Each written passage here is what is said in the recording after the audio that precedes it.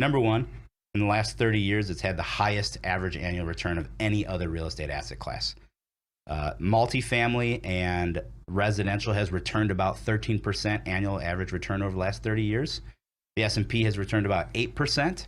Storage has returned about 17%. So that 4% difference between storage and residential multifamily may not seem like a lot, but you got to realize that's 4% compounding over 30 years. So let's say 30 years ago you had $100,000 to invest. If you put that 100 into the S&P, today you'd have about $500,000. If you put into residential or multifamily properties, you'd have $1.7 to $1.8 million. So it's still pretty good return. If you put that same 100,000 into self-storage, today you'd have a little over $4.1 million. So double the return of multifamily and residential because of that 4% compounded return. And that's appreciation? No, that's just average annual return. So that taking into account appreciation as well as cash flow. Okay. But not depreciation. No. So all right, so we're comparing to residential, not that much difference in depreciation component, but we're comparing against the stock market.